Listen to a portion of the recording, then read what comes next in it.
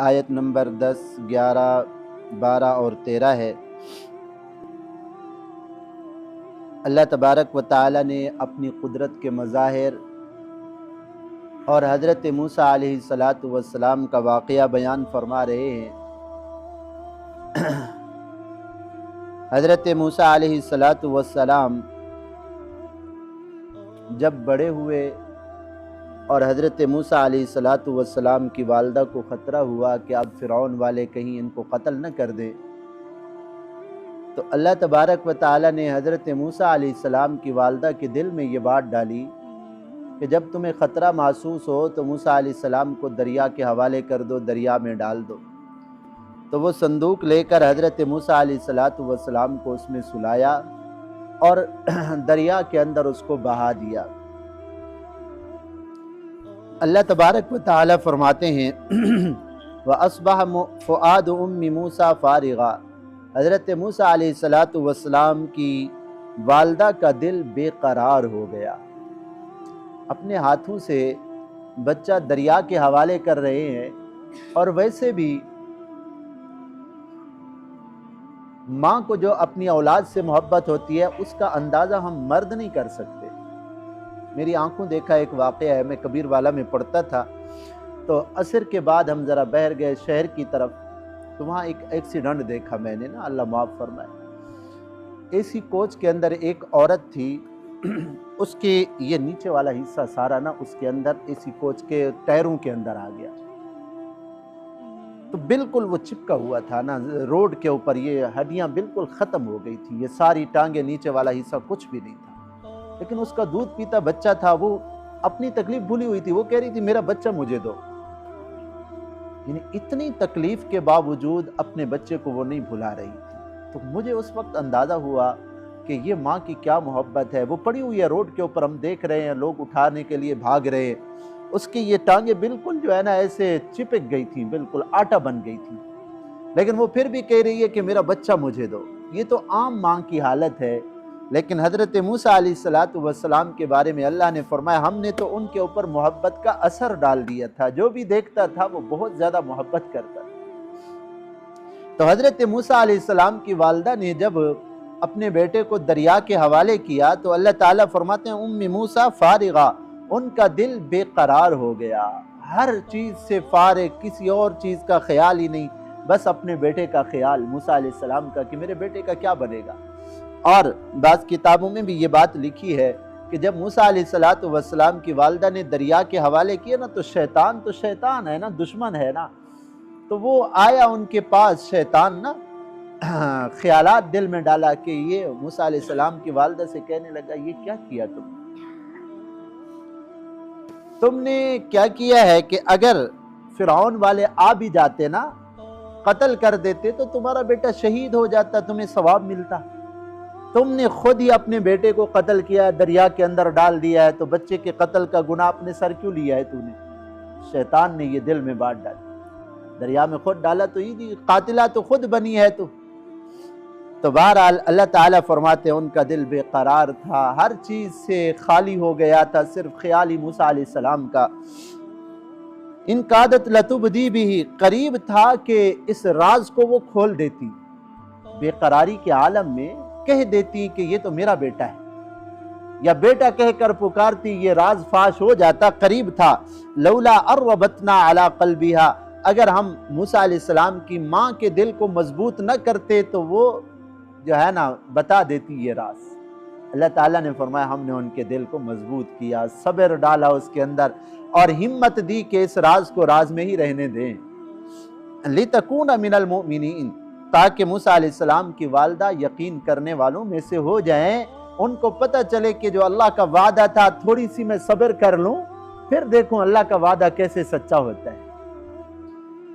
ادھر تو موسیٰ علیہ السلام کی والدہ نے اپنے بیٹے کو، حضرت موسیٰ علیہ السلام کو دریا میں ڈالا نا، اور یہ جو موسیٰ علیہ السلام، حضرت موسیٰ علیہ السلام کا نام بھی اسی وجہ سے رکھا گیا، یہ عبرانی کا لفظ ہے، منہ کا معنی ہوتا ہے پانی اور سا کا معنی ہوتا ہے لکڑی۔ تو حضرت موسیٰ علیہ السلام کی والدہ نے ان کو لکڑی کی صندوق کے اندر رکھ کر دریا کے حوالے کیا، تو فرعون والوں نے جو ہے نا دریا سے اٹھایا صندوق اور پانی سے نکالا نا، تو منہ کا معنی پانی، سا کا معنی لکڑی، یعنی لکڑی جو پانی کے اوپر تیرتی ہوئی آئی، اس میں جو بچہ ملا اس کا نام رکھ دیا موسیٰ۔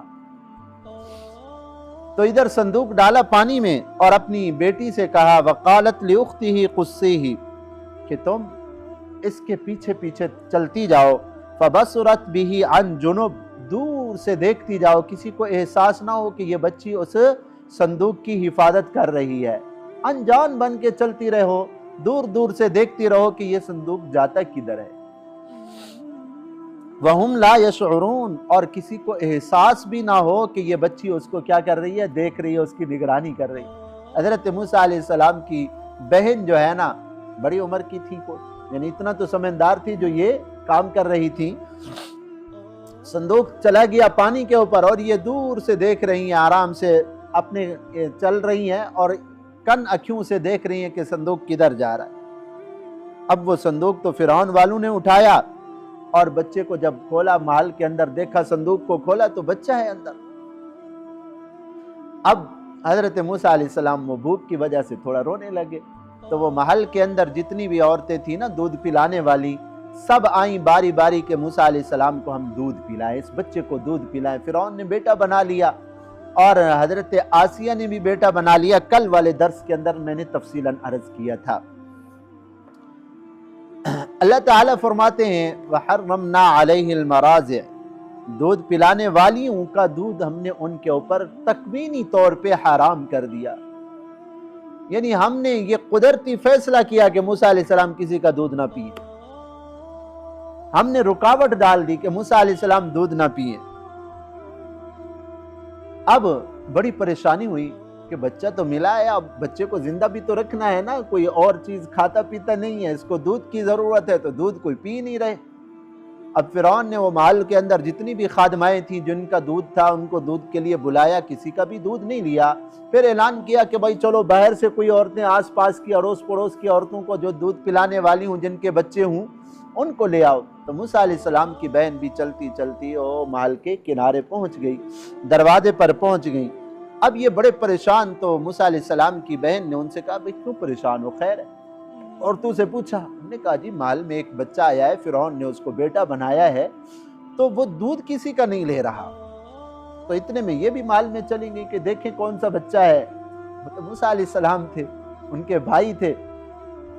اب جب بہت سی عورتوں نے دودھ پلانے کی کوشش کی، بعض کتابوں میں یہ بات ہے کہ 2-3 دن گزر گئے، ہاں دودھ نہیں لے رہے موسیٰ علیہ السلام۔ تو اب اس موسیٰ علیہ السلام کی بہن نے فرمایا حل ادلکم علی اہل بیت، کیا میں تمہیں ایسا گھر بتاؤں، گھر والے بتاؤں، یکفلونہ لکم، جو اس بچے کی کفالت کریں، اس کو پرورش کریں اس کی، وہم لہ ناصحون، اور وہ اس بچے کے خیر خواہ بھی ہوں گے۔ فرعون کا جو وزیر تھا نا حامان، اس نے کہا خیر خواہ کا کیا مطلب؟ اس کا مطلب یہ ہے کہ اس بچے کی ماں کو تم جانتی ہو، کون ہے بتاؤ۔ اس نے کہا کہ جی خیر خواہی کا مطلب یہ ہے کہ فرعون ہمارا بادشاہ ہے، ہم اس کی خیر خواہی نہیں کریں گے تو اور کس کی کریں گے؟ فرعون کے خیر خواہ ہوں گے، اس کو دودھ، ہاں فرعون کے لیے دودھ پلائیں گے تاکہ فرعون نے جس کو بیٹا بنایا وہ زندہ تو رہے گا، خیر خواہی فرعون کی ہوگی۔ ہم نے کہا اچھا ہمارا یہ مطلب تھا۔ ہم نے کہا شاید تو اس بچے کی ماں کو جانتی ہے، کوئی کہیں وہ بچہ تو نہیں ہے جس کے لیے فرعون کو خطرہ تھا۔ اب حضرت انہوں نے کہا جی بلا کے آؤ، اگر کوئی ایسی عورت ہے دودھ پلانے والی تو بلا کے آؤ۔ موسیٰ علیہ السلام کی بہن جلدی جلدی گئی، اپنی والدہ سے کہا امی جان ہمارا بھائی کسی کا بھی دودھ نہیں پی رہا اور پورے محل والے پریشان ہیں، آپ چلیں ان کو دودھ پلائیں۔ والدہ خود تشریف لائیں اور اٹھا کے بسم اللہ کر کے اٹھایا، موسیٰ علیہ السلام کو سینے سے لگایا تو وہ تو پہلے سے انتظار میں تھے۔ اللہ تبارک و تعالیٰ کا نظام ہی ایسا تھا نا، وعدہ کیا تھا کہ ہم لوٹائیں گے اس بچے کو تمہارے پاس۔ اب موسیٰ علیہ السلام نے دودھ پینا شروع کر دیا، ان کی پریشانی ختم ہو گئی۔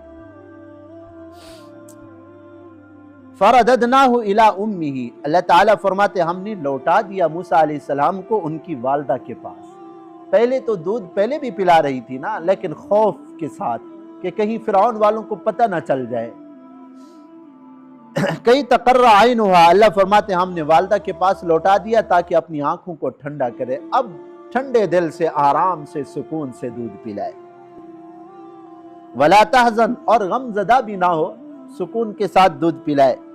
वलितालम, और जान ले कि अन्ना वादल्लाहि हक़, अल्लाह का वादा हक़ है, सच्चा है। वलाकिन अक्सर अन्नास ला यालमून, लेकिन अक्सर लोग जानते नहीं। अब मूसा अलैहिस्सलातु वस्सलाम की वालदा ने वहाँ दूध पिलाया, फिरौन ने इनाम और इकराम की बारिश कर दी कि ओ तेरा दूध पी लिया, ये लो इनाम इकराम। अब कहा कि आप इधर महल के अंदर रहकर इस बच्चे को दूध पिलाओ। मैंने कहा नहीं जी, मैं महल में, हम गरीब लोग हैं बाबा, हाँ बराड़ी के रहने वाले, मेरा अपना भी घर है, मेरी अपनी औलाद है, मेरा शौहर है, मैं घर को छोड़ के इधर कैसे रह सकती हूँ? अगर दूध पिलाना है तुमने इस बच्चे को तो मेरे साथ भेज दो, मेरे घर में मैं दूध पिलाऊंगी।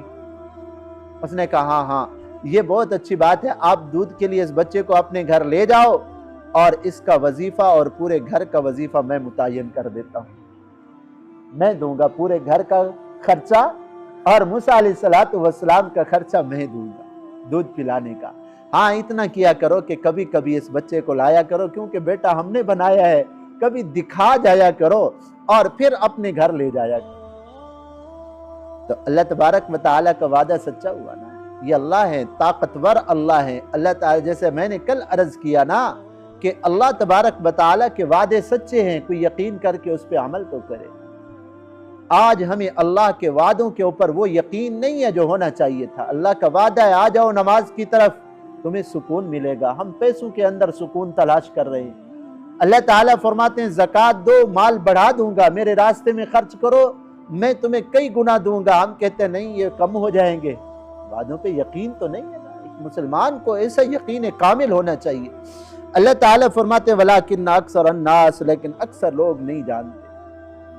अब जिस बच्चे के लिए फिरौन ने 90,000 बच्चों को कत्ल कराया था, अल्लाह तबारक व ताला ने उसी दुश्मन के हाथों उस बच्चे को परवरिश की, और पैसा भी उसी का लगा, घर भी उसी का, सब कुछ, और ऊपर मूसा अलैहिस्सलाम की वालदा का एहसान भी है कि जी तुम्हारी वजह से हम दूध भी पिला रहे हैं इस बच्चे। हाँ ये एहसान भी है अल्लाह। और उलमा ने लिखा है जब हफ्ते के बाद मूसा अलैहिस्सलाम की वालदा जब आती थी ना, वो ज़ियारत कराने के लिए ना मूसा अलैहिस्सलाम की, तो हजरत आसिया कई उनको इनामात देती थी, और फिरौन अलग इनामात देता कि जी ये हमारे बच्चे को आप दूध पिला रहे हो, ये इनाम, वो तनख्वाह माहाना वजीफा अलग, और ऊपर हफ्ते हफ्ते के बाद इनामात अलग। दूध पीने की जो उम्र थी, हजरत मूसा अलैहिस्सलाम ने इत्मीनान के साथ उनकी वालदा ने वो दूध पिलाया। अब ये औरत है जिनका इतना बड़ा यकीन और कामिल यकीन है। अल्लाह ताला हमें भी ऐसा यकीन नसीब फरमाए, तो फिर कामयाबियाँ ही कामयाबियाँ हैं। अल्हम्दुलिल्लाह।